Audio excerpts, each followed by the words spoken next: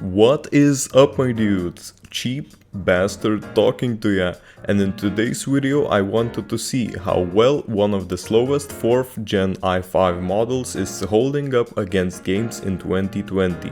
This CPU costs around 45 euros on AliExpress and has these specs.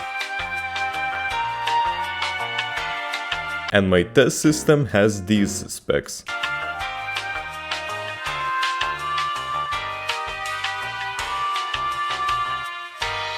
What do you think about them, Kim? 핵 단추가 내 사무실 책상 위에 항상 놓여 있다는 것. So, let's start testing, I guess. And the first game tested was Need for Speed Heat on 1080p high settings.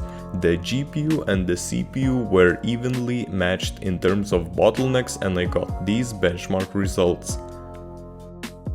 On Overwatch, I was gradually reducing settings to find the limit of the FPS the CPU can output, and these FPS figures on 1080p medium settings seem to be the golden middle.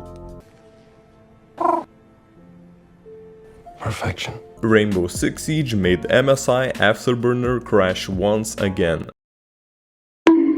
But on medium settings I got these results, which are very good. Maybe that CPU was a bit of bottleneck here, but nothing major.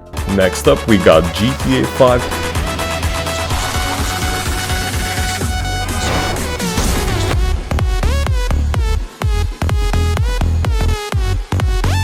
The CPU was running very smoothly despite some minor micro stutters, and on 1080p high settings I got these benchmark results. Coming up next we got Rocket League, which went super well with these FPS benchmark results on 1080p quality settings.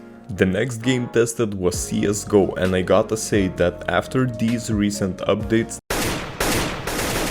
the game got much more serious with its CPU requirements.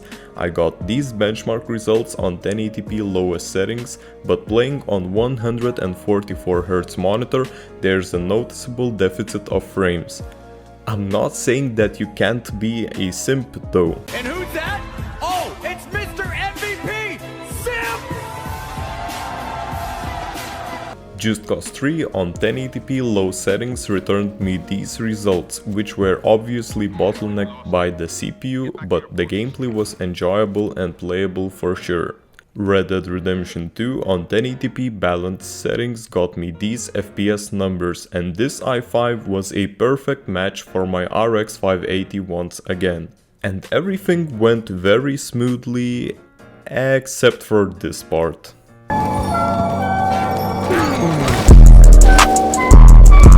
The next game I tested was Metro Exodus.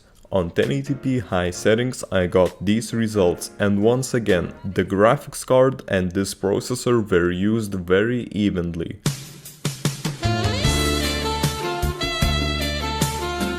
And on Doom, using 1080p resolution and high settings I got these buttery smooth results. So, my opinion of this CPU is very positive, and I would recommend using it for everyone. Well, maybe not for hardcore CSGO gamers, but for everyone else on a tight budget this processor will do just fine.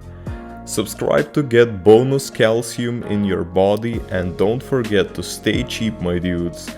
Cheap bastard out. I figured out a way to record without any hands. You do have to be a boy though.